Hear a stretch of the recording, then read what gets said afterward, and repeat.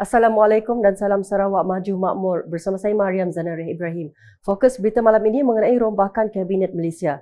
Rombakan Kabinet diumumkan oleh Perdana Menteri Datuk Seri Anwar Ibrahim di bangunan Perdana Putra di sini pada Selasa menyaksikan beberapa perubahan jawatan menteri dan timbalan menteri termasuk dari Sarawak. Dalam rombakan tersebut, Datuk Seri Fadilah Yusof kekal sebagai timbalan Perdana Menteri namun ditukar jawatan sebagai Menteri Peralihan Tenaga dan Daya Guna Awam serta Menteri Hal Ehwal Sabah dan Sarawak. Timbalan Perdana Menteri 2 dan Menteri Peralihan Tenaga dan Daya Guna Awam. Datuk Seri Haji Fadilah bin Haji Yusof yang juga dipertanggungjawabkan dalam urusan Sabah dan Sarawak.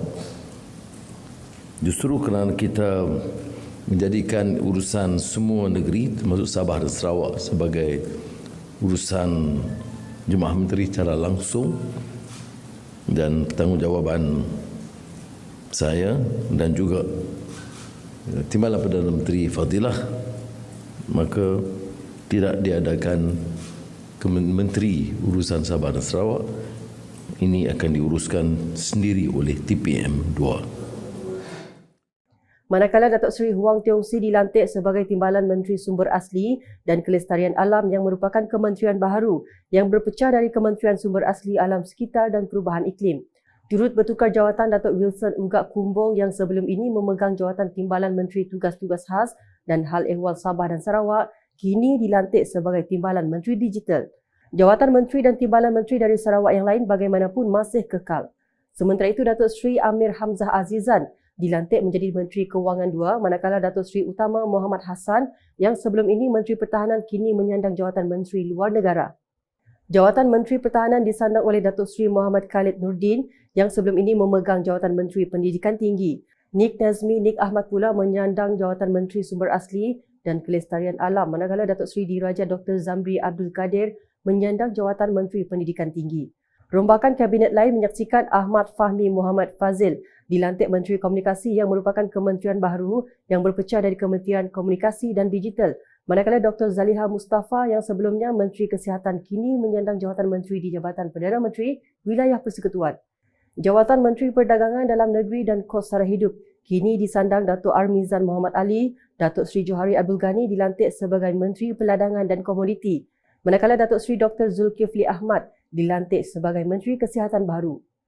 Gobind Singh Dio pula menyandang jawatan Menteri Digital dan Steven Sim Chi Kiong dilantik sebagai Menteri Sumber Manusia.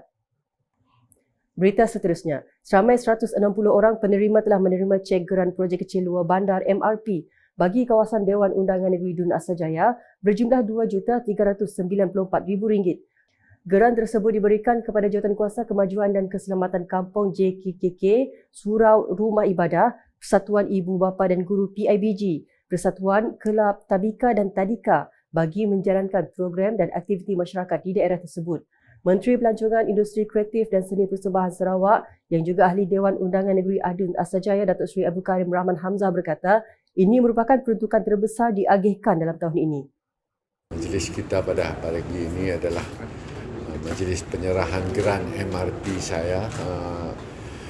Sudah agak penghujung tahun untuk saya menyerahkan, tapi better late than never. Dan hari ini saya telah menyerahkan ke sebanyak 2,394,000 kepada 160 penerima-penerima yang terdiri daripada JKK Kampung, Persatuan-Persatuan dan Kelab, PIBG dan Taskai, masjid dan surau, gereja dan juga tokong, gereja dan tokong dalam seluruh kawasan Dun saya.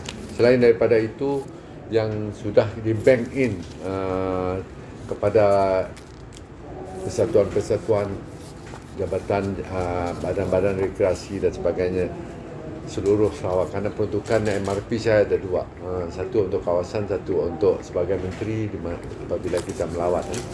Itu sudah di bank in dan keseluruhan sehingga hari ini yang telah diagihkan keluar adalah sebanyak 3,620,000.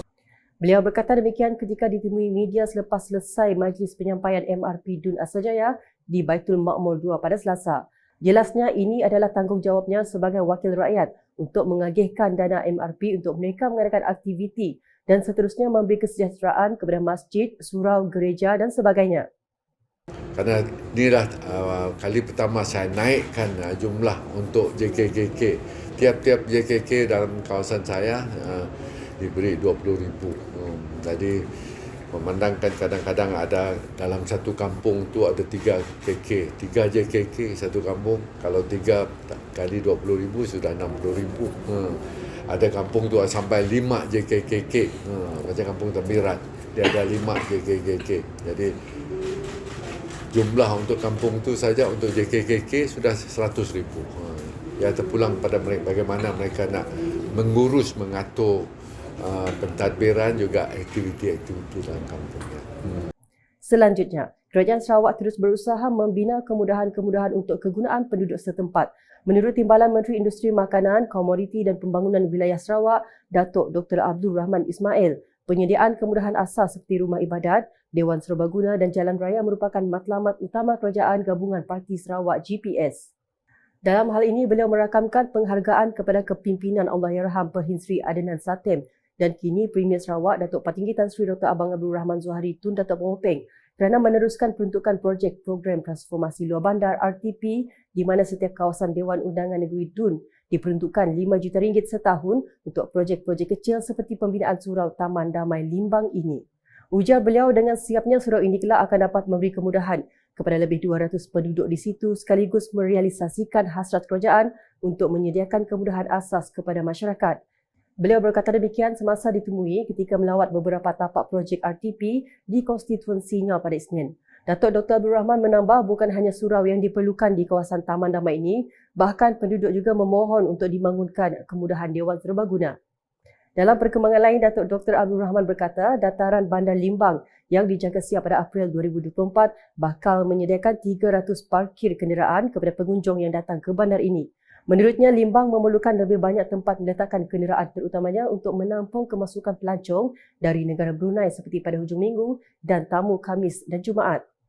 Ujarnya, projek ini dilaksanakan secara berfasa dan ini adalah fasa pertama yang hanya dapat menyediakan sebanyak 138 lot tempat meletak kenderaan. Dalam hal ini, beliau akan meminta pihak Agensi Pembangunan Wilayah Utara NRDA untuk melaksanakan fasa kedua bagi menambah jumlah lot tempat meletakkan kenderaan kepada 300 buah, katanya ketika ditemui media semasa lawatan ke tapak projek NRDA Bina Baru Dataran Bandar Limbang pada Isnin. Adun Bukit Kota itu menambah projek yang menelan belanja sebanyak RM2.8 juta di bawah NRDA ini juga akan menambah kemudahan rekreasi bagi penduduk di Limbang.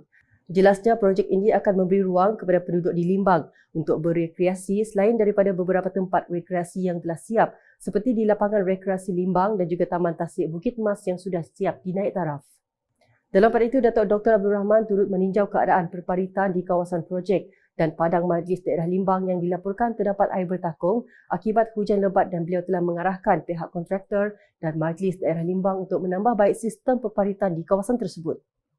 Keperkembangan di Serian, budaya membaca harus dipupuk dan diterapkan bagi melahirkan masyarakat yang berilmu bertaraf dunia. Timbalan Menteri Industri Makanan, Komoditi dan Pembangunan Wilayah Sarawak, Datuk Martin Ben memberitahu Kerajaan Negeri telah mempergiatkan aktiviti penerbitan dan penterjemahan bermutu tinggi bagi melancarkan usaha penerbitan tanpa mengabaikan kualiti bahan yang diterbitkan. Katanya bagi mencapai status negeri maju, 1,000 bahan bacaan seharusnya diterbitkan bagi 1 juta populasi Sarawak dalam setahun. Dalam hal ini, jelasnya kolaborasi antara penulis dan penerbit dalam menghasilkan penulis harus diwujudkan bermula dari peringkat awal kanak-kanak sehingga ke peringkat penulisan yang lebih serius dengan membuka lebih banyak ruang bagi penyelidikan baharu untuk diterbitkan seiring dengan piawaian antarabangsa bagi mencapai status negeri maju. Beliau berkata demikian semasa berucap pada Majlis Perasmian Seminar Kesedaran Penyerahan Bahan-Bahan Terbitan 2023 di Serian pada Isnin. Datuk Martin berkata penganjuran seminar tentang kepentingan penerbitan di Sarawak akan menggalakkan penulisan dalam pelbagai bentuk karya ilmiah dan juga kreatif. Melalui penulisan dan penerbitan, warisan pengetahuan di Sarawak boleh dipelihara dan dijadikan bacaan dan rujukan bukan sahaja oleh semua pembaca di negeri ini malah disebarluaskan ke seluruh dunia, ujarnya.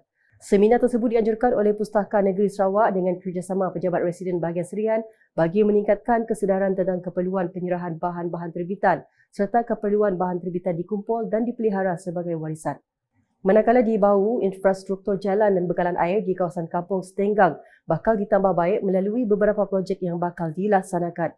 Adun Opar Billy Sujang memberitahu pembinaan 2 jalan pertanian di kawasan Setenggang bakal dilaksanakan melibatkan jalan pertanian Puruh bernilai 1.2 juta ringgit dan jalan pertanian Kako yang menelan kos sebanyak RM400,000.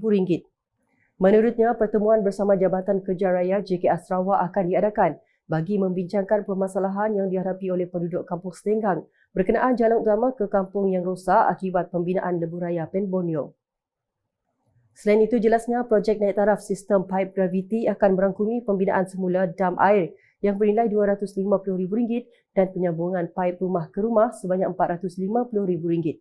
Beliau berkata demikian semasa berucap pada majlis sambutan pra-Christmas Anjuran Biro Wanita Kampung Setenggang 2023 di sini baru-baru ini. Billy menambah, Agensi Penyelarasan Pembangunan Greater Kuching GKCDA juga telah berusaha memastikan keselamatan dan keselesaan pengguna jalan raya di Kampung Setenggang dengan pemasangan 25 buah lampu jalan yang bakal dilaksanakan pada tahun hadapan. Dalam majlis sama, beliau turut mengumumkan peruntukan sebanyak RM25,000 kepada Biro Wanita Kampung Setenggang. Sekian edisi malam bersama saya Mariam Zanaria. Berita lebih lanjut boleh didapati di semua platform media sosial UKAS termasuk portal UKAS Sarawak Radio, V.My dan UKAS Channel di YouTube. Sebelum akhiri bulletin UKAS, saksikan sorotan majlis penyampaian MRP DUN Asrajaya di Baitul Makmur 2 pada Selasa. #Saluran Informasi Rakyat. Salam UKAS.